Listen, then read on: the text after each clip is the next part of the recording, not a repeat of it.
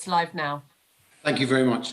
Welcome everybody to tonight's Cabinet meeting. As way of introduction, I am Councillor Rattigan. I'm the leader of the Council and Chair of Cabinet. I would like to welcome you all to tonight's meeting, which is being held virtually in accordance with the Council's rules for virtual meetings, which reflect the recently published government regulations. The meeting is being streamed live on YouTube and will also be available to view after the meeting has finished. Councillors are reminded that although this meeting is being held remotely, they are regarded as being present in the meeting of the Council, and they should observe the normal rules of behaviour under the Member Code of Conduct and not allow members of their household to distract them during the course of the meeting. Can members ensure that their mobile phones are now switched off or on silent? Members of the Cabinet will turn off on their video link during the meeting and keep their microphones muted unless they have been invited to speak by myself as the Chair. Members are reminded that if they wish to switch off their video link or move away from the camera, they will be treated as leaving the meeting and will not be able to take part in any vote taken on the item under discussion. Members can indicate their wish to speak by raising their hand and should only speak when I, as Chair, invite them to do so. The officers present will only switch on their video link where they wish to or be invited to speak by me as the Chair. As Chair, I will confirm the name of any visiting speaker at the appropriate time in the agenda, who will address the committee by audio link. Councillors should declare that they are leaving the meeting and switch off their video link if they have a disclosable pecuniary interest or other interest in an item on the agenda. Councillors can switch on their video link when I call the next item, agenda item. Voting will be taken on a roll call, and I will confirm the recommendation proposed to this committee before voting begins. Can each member indicate whether they are for or against the recommendation or whether they wish to abstain? Hopefully, we will not have any IT problems, but can I remind councillors that if the connection is lost, they should immediately contact Democratic Services and the support officer who will help them get back online. Thank you for listening to that. We now move to the item of the agenda. I haven't had any apologies for absence for tonight, and I see all the members of the Cabinet here tonight, so welcome all of you. Have I got any declarations of interest? No? Thank you. It is rare that we have urgent items to be discussed in front of us, but there is an important item on tonight's agenda. It is the COVID test and trace support payments and local restriction support grant. I'd like this to be introduced by the Cabinet Member for Finance and Service Improvement, who will make the introduction, and then we have a visiting speaker who will have 4 minutes. If I could hand over to you now, Hannah. Thank you, Leader. I won't take long tonight. This report is being brought forward at very short notice because the government have only just notified us of the details. Beside that, it is quite an important one. So it's yet another step in how we can support both local residents and local businesses in our area from some of the impact of COVID-19. So there are 3 schemes, well, 2 schemes, one has 2 parts. So there's a test and trace support payment, which has a discretionary and a sort of vulnerable people side of things.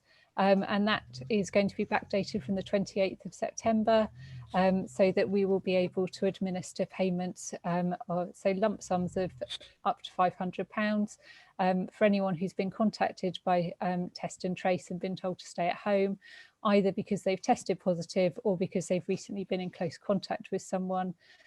These people can be employed or self-employed and unable to work from home, and they would lose income as a result.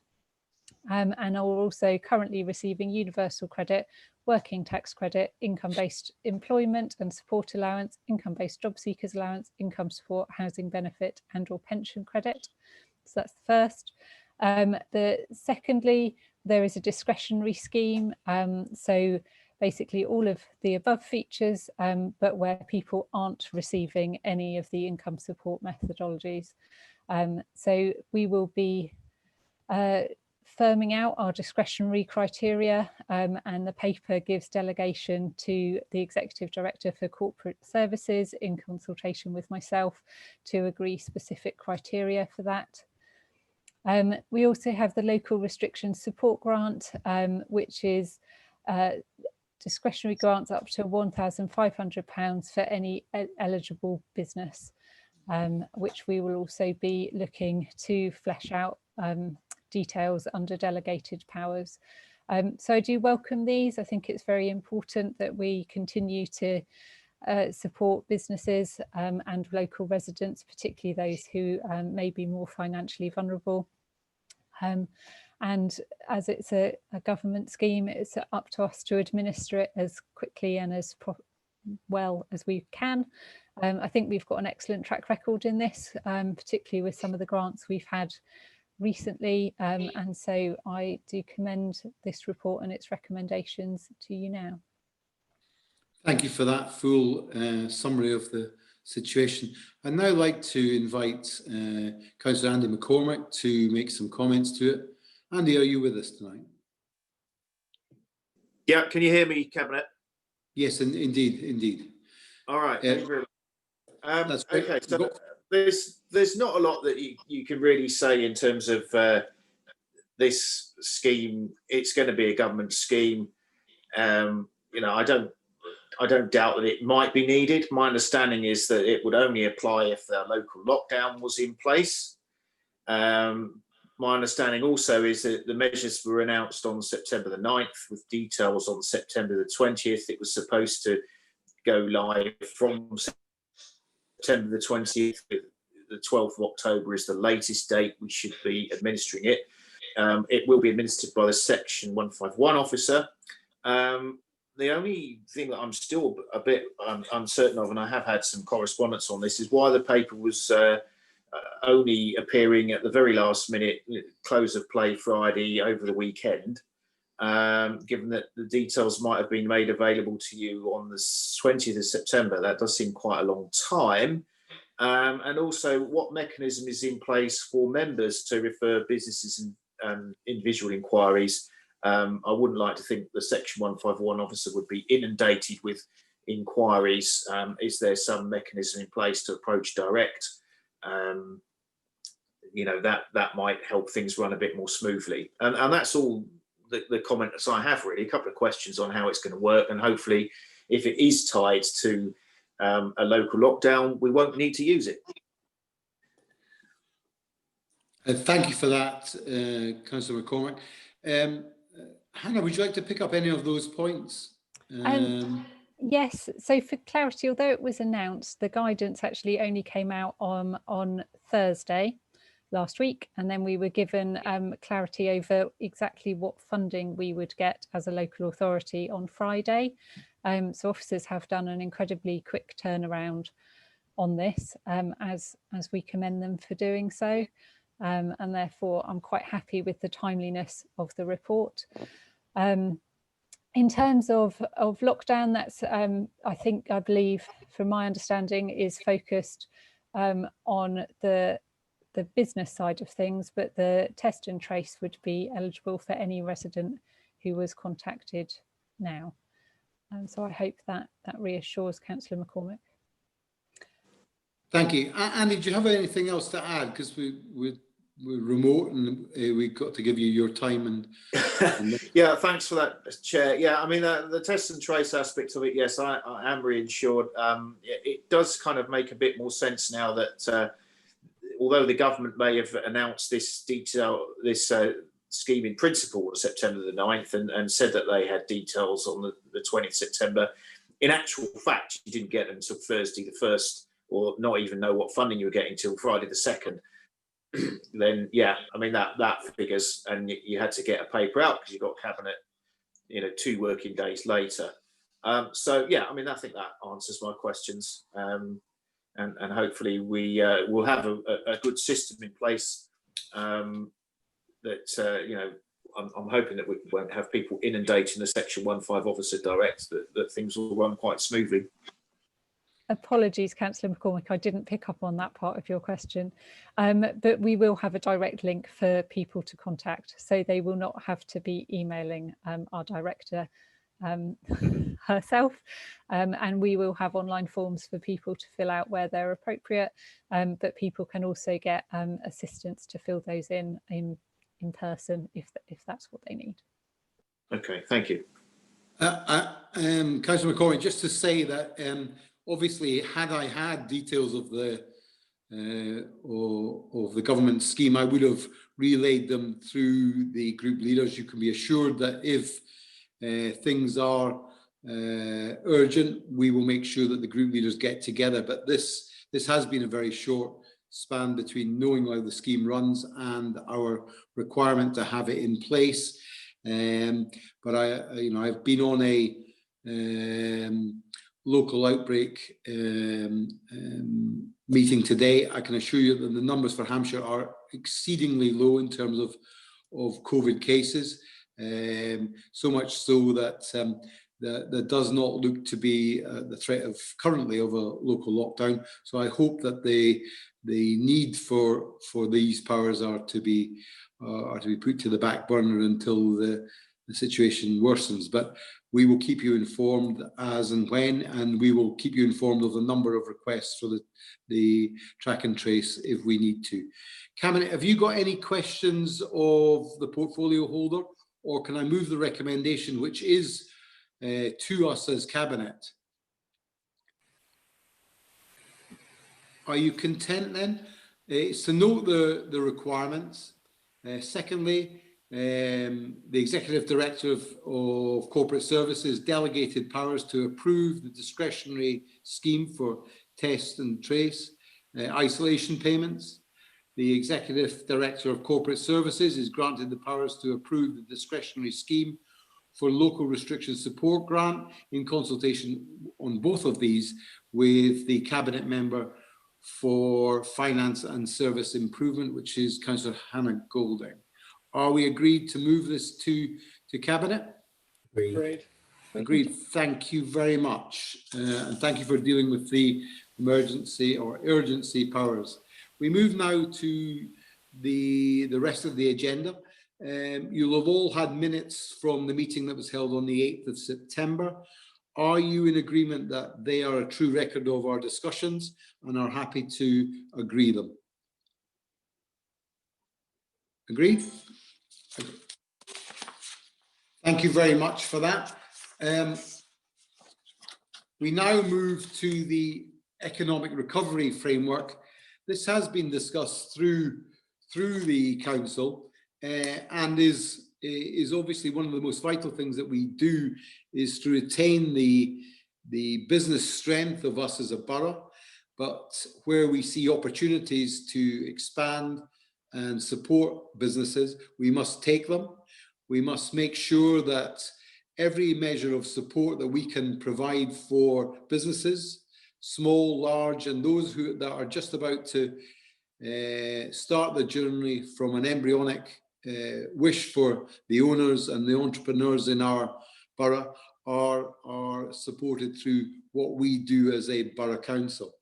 It is my hope that some of the lessons from COVID will be learned, the need for resilience within what businesses do, so as they have an understanding if there is another lockdown, what they can do to ensure that they survive, but not just survive, but to thrive in a future that we are not yet beholden of.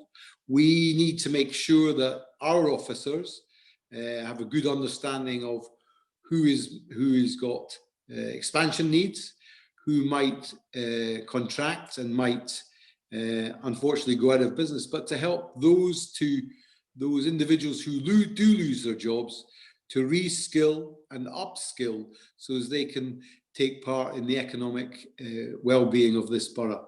Therefore, the economic framework has been laid out both in scrutiny and to us as Cabinet, and I would urge you to approve this approach as outlined in the framework, and I'm happy to take any questions on that.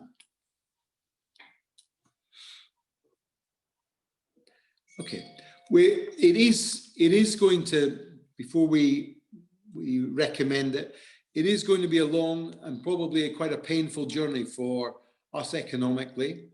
And the words that were used earlier in our conversations with the bid are about being agile. We need to make sure that our businesses within this borough are agile and resilient. So I'm sure that that will be a message that's echoed throughout us as a council, of whatever colour you are a councillor within our borough. But it is important that we understand what we can do to aid that economic recovery, because I think it will be rocky, probably until we get to the spring or there's a vaccine, and we have a way of making sure that everybody is safe, A, going to work, but B, understanding what their workforces are having to do. So look, I recommend it to you. Are we in agreement that we carry this forward, and we will monitor it in the weeks and months to come? Agreed. Agreed? Thank you for that. We now move to item 6, which is the planning white paper. I'm going to get Councillor Raffel as the Cabinet Member for Planning, Infrastructure and the Natural Environment to introduce it. And then we have 2 visiting speakers, 2 councillors who wish to give us their views and help us in our work. So Councillor Raffel, if I can ask you to introduce the paper, and then we'll move to the councillors involved. Leader, thank you. This has come to us having already been before the EPH committee, and following our discussions tonight, we will send a letter formally as the Cabinet in our response to the white paper, as well as the officers themselves sending a technical response. It did not receive a particularly happy reception at EPH committee, and as time moves on, that feeling seems to grow. I dare say that every planning white paper is trumpeted as a bold new way of doing planning when it is first launched. And this one, of course, has been around now for about 6 weeks. And certainly the original shine and promise that was trumpeted with it perhaps seems to have vanished. What is clear is that it does propose a number of bold changes. Some may be welcomed, but we don't yet have the detail on how they would work, and we will have to sketch that out in our response. In many respects, the white paper appears to tackle problems that we don't have in Basingstoke and Deane. They may well exist in many other parts of the country, but they don't exist here. And sadly, it doesn't address the problems that we do have. So we don't have a problem with granting planning permissions in general terms. And for most sites, the planning process runs efficiently. However, getting developers to commence development, or indeed sometimes to promote sites which are already in the local plan in a timely manner, is not something that we have the power to deal with locally, and the white paper does not address this. Likewise, the idea behind design codes may be good, and allowing these to be determined locally may also be good. But what we do when developers ignore them and the quality of the build is not good is not addressed in this white paper. And indeed, we have seen on some rare occasions, but some occasions, that problem arise with new developments. And there are no powers within this white paper to address this. Overall, the white paper comes across as removing some element of local control, so that when an area is designated, the local councils and local planning authority may have limited control over what actually gets built. And the white paper gives only a passing nod to neighbourhood planning, which I think is a great opportunity missed. Many good things were introduced with the concept of localism, and neighbourhood planning perhaps is what the chief amongst them. It was a good conservative policy which has been widely recognised and respected across all political parties. The apparent retreat from that in this white paper is remiss, and I hope that those who will be shaping it moving forward will instill much greater respect into neighbourhood planning, because ultimately, if government policy, which sometimes can change at a whim on housing numbers, can then torpedo the efforts of local people who have put together a neighbourhood plan which they believe would last certainly for 10 to 15 years, then that in itself causes great harm to the trust in the planning system that we, of course, have to work with in our work as councillors and with our local communities and residents. So with as much to write, I look forward to hearing what the members who are addressing us tonight will say, but I thought it's just right at this early stage, unlike what I did at EPH, where I waited to the end to hear. This time round, I want to put it at the start so that members know that I have listened and I understand many of the things that have been said at committee and another forum to us. Thank you for that introduction, Mark. We're appreciative of it. I'm going to call forward now Councillor Ian Tilbury to address us as Cabinet.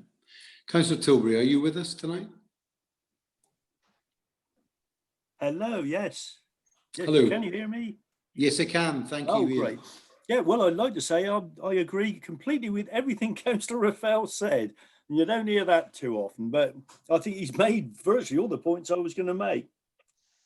I think there is the whole neighbourhood planning thing. I think, he's well aware of the problems we've had in Overton with it, but the concept is a good idea. It does give that theoretical control for local people to design where they live and build better places. But, at the moment it's being overrun by the lack of a 5-year land supply. We're seeing this in Overton, and Oakley will see it probably tomorrow night.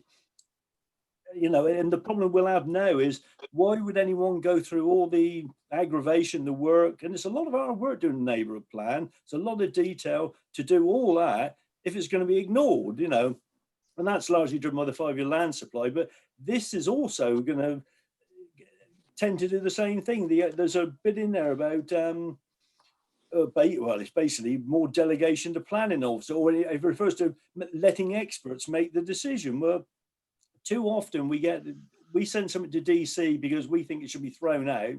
The officers have recommended approval, which is obviously their expert opinion. The committee throw it out, it goes to the planning inspector, he throws it out. So which one's the expert? And that's the trouble. Experts don't all agree, particularly with planning, because it is a bit of a grey area. It's very subjective. I'm an engineer, things are black and white. It's either right or it's wrong. It's not, you can't decide that you can put half as many bolts to hold the wings on an aeroplane because the focus group told you to do it. It doesn't work like that. But with planning, it is all a bit vague. It's subjective. Every planning inspector's got his own view.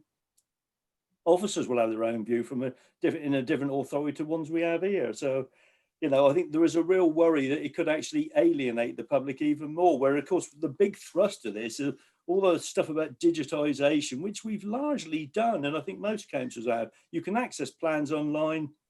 You can do all this sort of stuff. You can put your application in online. You can object online. So that's not exactly something new. We're already doing that. And the idea that you can sort of do it all on a smartphone, well, you try looking at a large plan site for 120 houses on a smartphone, it doesn't work. It's difficult enough doing it on my computer. I've got a large screen, so a laptop's difficult enough to do a lot of these things on there. So yeah, I think the problem is I think Mark made the point very well. I mean, we've both been on the council at the same time, whether it was the last Labour government or the Conservative one or the joint administration, whatever it was called, the coalition government. They all come up with these plans that are going to improve development and such like, and they seem to be always driven by what developers tell them. They seem to take more notice of them than they do the people who elect them. And I think that's the biggest problem, that the people who make these decisions, who produce these papers, they are not people who've actually had anything to do with the planning system. There's a one bit on there about the deadlines, the 8 to 13 weeks. In most cases, every plan application I've dealt with, it's not the developer saying you know, us saying we want an extension of time, it's usually the developer wants an extension of time because they haven't provided enough information, whatever. It's not that we haven't got round to doing it. It's not our officers are sitting around twiddling their thumbs. They're trying to deal with what they've been presented, which is often inaccurate, incorrect, or incomplete. And Ian, you've got 1 minute left. I think, but yeah, certainly I support the idea of putting something forward to this. We're trying to get our parish, in fact, we've got a parish council meeting over tonight, which will probably have about 100 people on the Zoom meeting because of all the developments we're getting. But the white paper, as it stands, is it's easily the worst one I've ever seen. So thank you very much, Chair. Thank you. Has anyone got any questions for Councillor Tilbury on some of the points he may have raised? No, then we'll move on to Councillor Andy McCormack, who's back with us again. Councillor McCormack. Thank you, Chair. Can you hear me? Yes, we can, yes.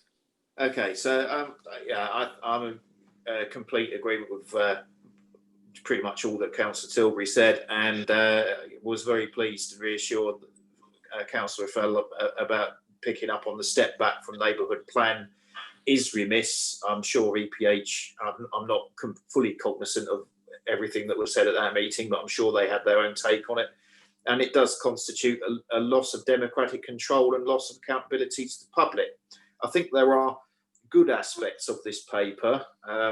Overall, I'm not very pleased with the paper, but if it helps us deliver projects, big projects in future, the example of Manydown, for instance, which has taken 25 years to get outline planning permission, I don't think anybody would want to go through something like that again.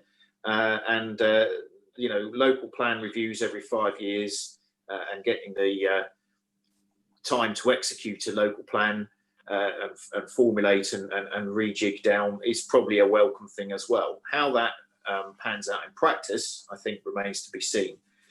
It's good that there was an opportunity for councils to debate at EPH. Hopefully we'll have a similar opportunity at a full council.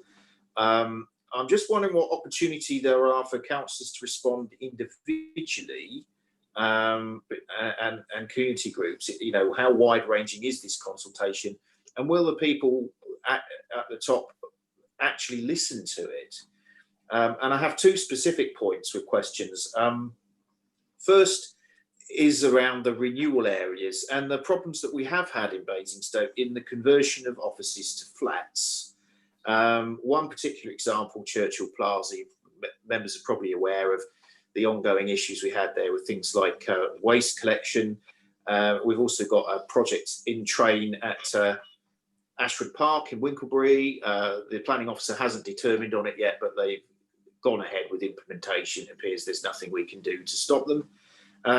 What scope have we got to flag to central government through this white paper that we actually need more controls on things like converting offices to flats? There's been some horrendous examples with other councils where really we are risking building the slums of tomorrow. In some cases, they're isolated communities, many 100 yards, 100 metres or miles in some cases from the requisite facilities, even basic things like local shops in some cases. And my second point, section 2.55, page 45, the temporary lifting of small site thresholds for affordable housing from 40 to 50 houses. I would want to oppose this in principle.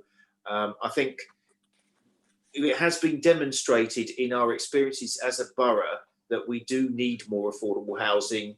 And I think there's common recognition of that across the council chamber. So I was hoping that the portfolio holder would reflect that in his response. Thank you for that. Mark, do you want to say anything on some of Councillor McCormack's points, and perhaps Councillor Tristan Robinson would like to say something on that, the social housing element? Just on the first point about conditions being added to permitted development, we don't all agree as councillors on permitted development. I personally think it's a good thing because it turns redundant offices into homes, but like many good things, there's often a need for a bit of a counterbalance.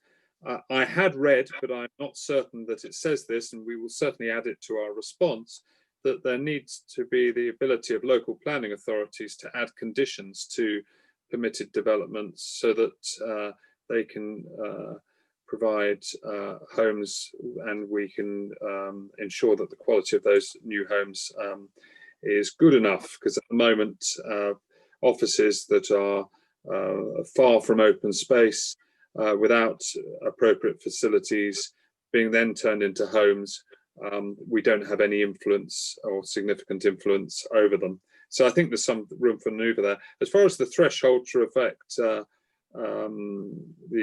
affordable housing limit, yes, I think there is probably some agreement that about the need for rural communities to have affordable homes, and smaller sites tend to be in some of the smaller rural communities. And if we start moving and putting thresholds on things, before we know what, people are priced out of living in old rural communities, and then they become the reserve of people who've lived there for a long period of time. And that was exactly the other end of the problem that we've been trying to solve by having affordable homes in rural communities. So I'm sure Councillor Robinson will pick up that opportunity to comment on that from me.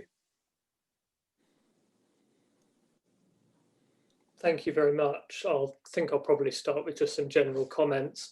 The current planning system in this country was conceived in 1948, and there's a reason why it's still with us today. And that's because successive reviews by Labour and Conservative governments have all concluded that the system that we've got is fundamentally sound, but it's underfunded and not resourced properly. And the problem with this planning white paper is that it doesn't address two of the key issues which is faced by local communities and the industry. And that's local government funding for planning, because ultimately, if you don't have the funding to properly resource planning departments, then you are not always going to get the best decision making. And that's no comment on officers who work incredibly hard in planning, but dare I say, every time a local authority gets a decent planning officer, then somebody in the industry offers to pay them twice as much money and poaches them. And what we need to do is we need to be able to encourage recruitment and retention of good planners to ensure that we can deliver robust advice delivered within the time frame. And indeed, developers often would happily pay more for a planning application in order to have that robust advice delivered within the time frame. The other point that this planning white paper doesn't address is the fact that councils don't build houses. And I am sick to the back teeth of turning around to people and explaining this time and time again, that councils don't build houses. We pass the permissions, we enable, but we don't actually put the spade in the ground. And there are a number of authorities like us in Basingstoke where we have extant permissions for around 10,000 new properties in our borough. That's extant permissions for 10,000 houses that haven't been built. And that is because we've passed the permission, and we as a council have fulfilled our side of the bargain by passing the permissions, but the developers have yet to build. And the planning white paper doesn't address that. And I know the leader to that point has written to the Secretary of State and suggested that councils are given the opportunity after 3 or 5 years to charge council tax on extant permissions, which would help solve this problem. There are some good things in the white paper, such as the concept of a local plan allocation being essentially an outline planning permission that would speed things up and help things be delivered sooner. Ultimately, for a developer, dare I say, there's not that much more money involved between delivering an allocation and promoting an allocation towards actually gearing up to an outline planning application. But this whole white paper needs more local input. And the idea of exempting developments below 50 units from delivering affordable homes is ridiculous. And what we're actually going to do then is create small pockets of almost gentrification with no affordable housing at all, which doesn't create a mixed and balanced community, which is what we want to see as a council. And what we need through any white paper that comes forward is the ability to encourage delivery and to encourage the right development. We need more flexibility as a council to choose the right developers. Building better and building beautiful are worthy aims, but when we are forced as a council to approve schemes which do not meet our ambitions for the borough because other developers haven't delivered, that's not good for anybody. That's not good for our residents, and that's not good for the council. So the white paper is lauded by government as solving a number of the issues. Unfortunately, I think they can see from the reaction within local government that in fact it's not necessarily resolving the issues that it pertains to solve, and I'd welcome a change of tack to solving the issues that we face, particularly in Basingstoke. Thank you, Councillor Robinson. Cabinet, any other points before I sum up? Or Councillor Isaac? Thank you, Leader. Well, I'm not surprised that there's this general level of agreement by the people at the sharp end in local government who have to deal with planning. And I know planning is a very important topic for our residents. And while I recognise that the current planning system has many good aspects, there is room for significant reform and improvement. Also, I recognise the need to speed up the delivery of more new homes in this country and make it easier for the many of our citizens who want to own their own home but are prevented from doing so, or want to rent decent housing at affordable rents but cannot, to have the opportunity to do so. There are many positive proposals for change in the white paper to welcome, including more certainty of permission to develop, and the simplification and speeding up of the process. The new emphasis on good design and ensuring new buildings are fit for a zero carbon future is also to be applauded. However, as Cabinet colleagues know, and as someone who's had the experience of taking the Mini-Down application through the process, I have some deep misgivings about other key parts of these proposals. In particular, the absence of local influence over individual planning applications.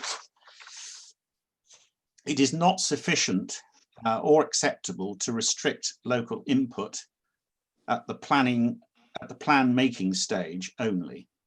In the context of individual applications in their street or their village, residents will take this to be a denial of local democracy, and no planning without representation will be the outcry, I fear.